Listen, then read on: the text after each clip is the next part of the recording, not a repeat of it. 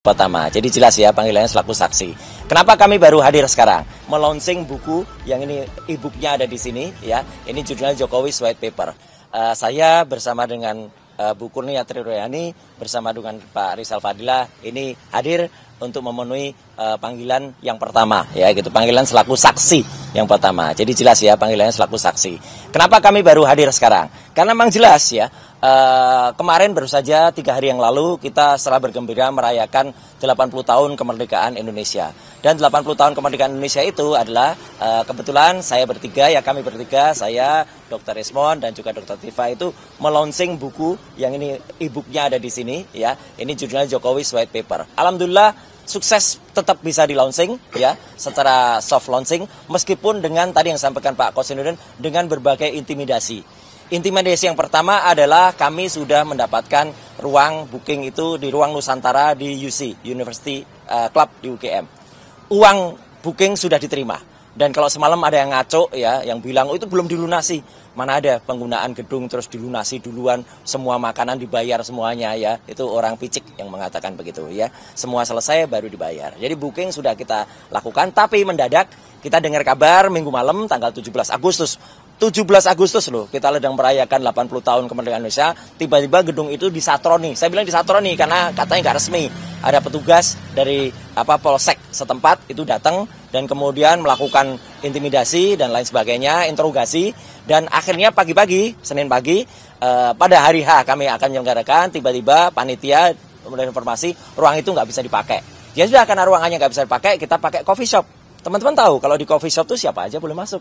Siapa aja boleh pesan makan, siapa aja boleh pesan minum. Ya kita pesan makan, minum, dan kita karena tamu-tamu sudah datang dan diantara tamu itu ada Pak Jenderal Tresno Sudarto, ada Mas Refli Harun, ada juga Pak Said Didu. Ya kita kan nggak mungkin menolak beliau-beliau itu terus kemudian Pak kita pindah. Ya udah kita di situ aja toh kita makan-makan di situ. Nah disitulah tiba-tiba ada peristiwa yaitu, dan ini peristiwa sangat menyesakan. Sekali lagi tolong diingat ya. Baru kali ini kita ngalami setelah lagu kebangsaan Indonesia Raya kita nyanyikan, setelah himne Gajah Mada kita nyanyikan, ya saat doa kepada Tuhan yang Maha Kuasa, kepada Allah Subhanahu Wa Taala, lampunya dan AC-nya dimatikan oleh oknum. Ini kan luar biasa jahatnya, luar biasa tidak bermoralnya, luar biasa tidak beragamanya oknum yang melakukan itu. Ya, gitu. Tapi kami tetap terus. Terima kasih atas bantuan media, terima kasih atas bantuan teman-teman YouTuber. Lampu-lampu Anda menerangi kehidupan kami, menerangi kehidupan kita semua, dan itulah lampu yang menerangi peristiwa kita ketika kita soft launch sampai dengan selesai. Juga mikrofon juga tetap on karena kita pakai wireless yang sudah kita antisipasi pakai baterai.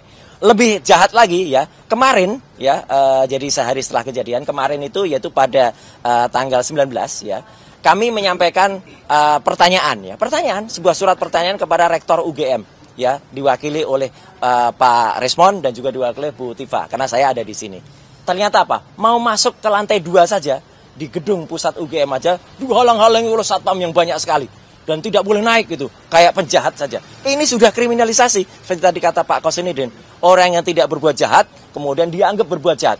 Jadi ini jahat sekali. Nah, hari ini ya kami mengantisipasi kalau ada tindakan kriminalisasi lagi nanti yang akan dilakukan seperti yang dialami oleh 3 rekan kami kemarin ya, mulai diperiksa jam 10, ada yang jam 11, tapi tiba-tiba ada yang selesainya baru jam 9 malam, jam 12 malam, bahkan jam 4 pagi mau subuh. Ini sudah sangat tidak manusiawi. Jadi kami sepakat, tadi kami setuju untuk membatasi pemeriksaan hari ini ya hanya sampai pada maghrib ya, begitu. Kalau maghrib nggak selesai kita pamit ya, silahkan dijadwalkan lagi. Jadwalkan lagi itu berarti tetap pemeriksaan yang pertama, tidak berarti pemeriksaan yang ketiga ya gitu, atau mundur kedua. Itu clear ya. Dan jadi hari ini kami akan jawab semua pertanyaan sesuai dengan apa yang sudah tertulis dan tersurat di dalam surat panggilan. Pertanyaan yang tidak ada hubungannya dengan yang ada di surat, yaitu tanggal 22 Januari 2025, tidak akan kami jawab. Clear ya. Karena kami itu sifatnya saksi. Saksi itu hanya melihat dan mendengar apa yang dia dengar, apa yang dia lihat.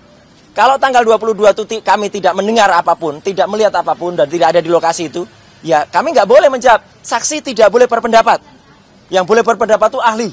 Ya, kami bukan ahli di sini. Kami itu saksi yang dimintai keterangannya, bukan dimintai pendapatnya. Lagian yang sangat tidak profesional, ya saya tambahkan tadi yang disampaikan Pak Kosinudin. Dulu ketika kami diklarifikasi, tanggalnya berbeda. Tanggalnya, lokus dan tempusnya. Jadi tempusnya waktu itu adalah tanggal 26 Maret 2025. Sekarang tanggalnya berbeda, 22 Januari. Ini apa kok ada perubahan? Berarti peristiwanya nggak jelas.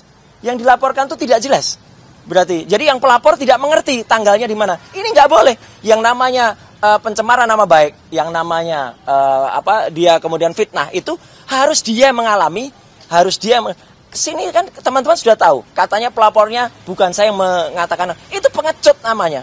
Dia justru membenturkan sesama anak bangsa, membenturkan penyidik Polda Metro Jaya untuk mencari-cari, ya gitu, kepada pasal-pasal yang ada. Dan yang satu lagi yang ada kelompok yang namanya tadi Peradi Bersatu atau Peradi Bercerai tadi, ya itu mereka bahkan kemudian tidak menggunakan kelompoknya, tapi kemudian menggunakan sendiri. Dan mereka juga tidak profesional. Tadi katanya ada 5 orang yang melaporkan, ada yang di Depok, ada yang di Jakarta Pusat, Jakarta. Ternyata sudah polisi sudah capek-capek manggilin saksi-saksi, kemudian ternyata yang 2 dibatalkan. Ya, mereka menarik laporannya. Ini kan penghinaan terhadap kepolisian. Ya, lapor tapi kemudian, dan ada lagi penghinaan. Salah satu orang yang sering datang kemudian memberikan kesaksian, itulah orang yang namanya Sylvester Matutina. Penghinaan karena dia adalah terpidana. Orang yang terpidana selain tidak boleh menjadi komisaris, juga tidak bisa memberikan keterangan. Keterangannya harus cabut, apalagi dia memberikan keterangan yang konon sangat esensial ketika peristiwa di Solo. Itu nggak boleh, harus dianggap. Karena apa? Kalau dia masuk penjara, berarti dia nggak ada di peristiwa itu. Jelas kan? Dia nggak bisa memberikan keterangan di situ. Jadi kenapa dia bisa memberikan keterangan? Karena dia melarikan diri, tidak ditahan. Hari ini dia juga lagi mengajukan PK, tapi itu urusan lain. Kalau sampai negara mengizinkan PK dia, malu sekali negara ini. Orang yang mengajukan PK itu harus menjalani eksekusi dulu. Tapi saya kembali ke sini, ya terakhir yang ingin saya sampaikan. Doakan semoga teman-teman juga sabar, teman-teman juga menunggu kami, ya. Kami akan lakukan sebaik-baiknya, meskipun kami dengar pemeriksaannya itu nanti akan ada 24 eksemplar yang di-print tiap halaman. 20 berkas ya. Ya, 24 berkas, ya, tiap halaman. Jadi kalau berkasnya ada 10 halaman, ya 240. Ngeprintnya bisa 3 jam. Ya gitu. Jadi moga-moga kalau memang pelapornya itu memang punya niat baik, ya, dia tidak akan mengerjain petugas kepolisian Polda Metro Jaya untuk mengerjakan hal yang konyol. Sekali lagi ini hal konyol karena pelapornya tidak tahu apa yang dia laporkan, ya, dia katanya tidak mengerti orang-orangnya, dia mengubah tanggalnya, ya, apakah Polda Metro ataukah pelapor yang mengubah tanggal, dan para pelapor yang lain, ya, para termul-termul ini, ya, itu kemudian mencabut laporannya. Ada yang mencabut laporannya. 2 dari 3 laporan dari dicabut itu harusnya dipertanyakan. Gitu, nggak boleh seenaknya aja nyabut dan kemudian nanti masuk kali pasal-pasal juga selundupan semua yang dimasukkan. Jadi saya kira itu yang bisa saya sampaikan.